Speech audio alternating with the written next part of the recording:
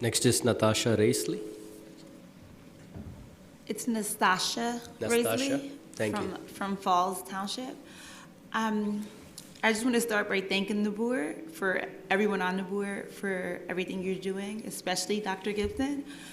And for the people that like to read, I have a book suggestion. It's called White Fear. It's by Roland Martin and Leah. I'm not sure of her last name, but I think it might help explain what people in this room may be experiencing.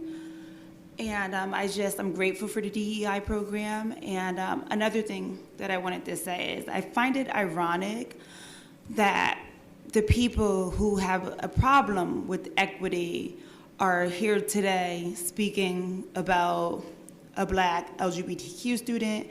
It's just ironic. And to me, Student is Indian, not Black. Correct yourself, ma'am. Mr. Daly. a person of color. A person of color. Can we stop the clock and Thank you. recoup that Thanks. time? Let's allow each person their 5 minutes. Appreciate it. Forgive me if I'm wrong. A person of color. It seems like there's such a problem every meeting, and DEI constantly comes up. But today, by statements that were made, it seems like there's support for the DEI program, or with the situation that was mentioned today, obviously there's a need for the DEI program, and just the people that speak at these meetings, there's clearly a need for DEI, and thank you for everything you're doing. It's a thankless job, and I appreciate you all. Thanks.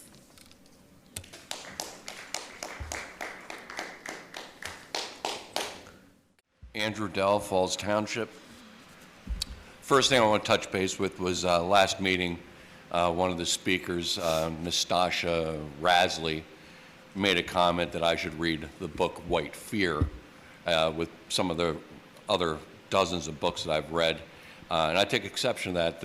It's a racist comment because this book is nothing but hating white people and blaming white people for everything. And it wasn't appreciated.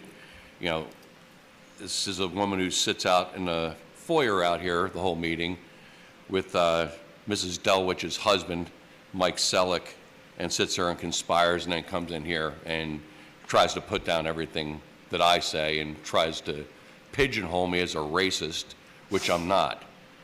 If she would actually sit and listen in these meetings, I am trying to assist the minority students. It may not appear that way, but it is that way.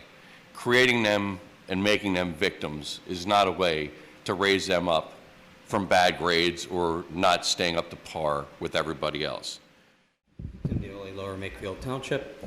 First, I would like to address the violation of policy 903 that was done by a stage political operative at the last meeting. Public comment is limited forum to discuss school matters only. This is not a forum to attack and intimidate community members from speaking while spewing defamatory comments by calling people racist with zero evidence. Given it appears one of the board members coordinated these attacks with their personal friend who hangs out with their spouse in the lobby each month, your solicitor should advise you that Pennsbury can be held legally liable for violations of the First Amendment again. I encourage the board to censure your colleague publicly and condemn her official misconduct. Mr. Knan, please enforce the policy that Federal Judge Prater placed upon you. Maybe, Dr. Smith, you should let Dr. Gibson know. Unless, of course, her equity program is more about injecting social justice ideology into everything Pennsbury does than actual achievement for all students equally.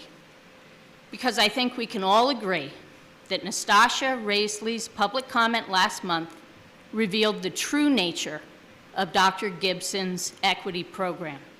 As Dr. Gibson's head cheerleader, she insinuated that myself and others were racist and stated that we were the reason we needed a DEI program.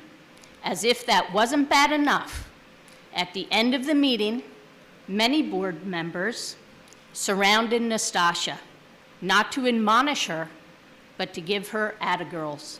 Clearly, this equity program at its core is about injecting divisive social justice ideology, not to provide robust educational and academic tools for all students equally.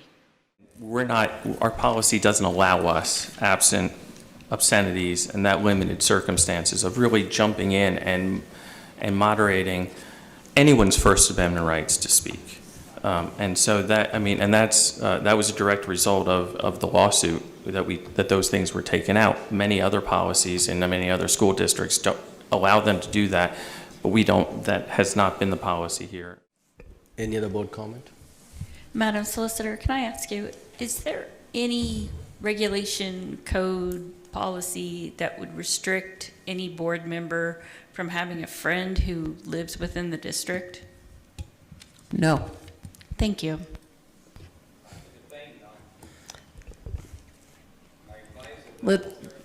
Public comment is concluded, so please don't call out from the audience. You don't get to speak. You're a vendor.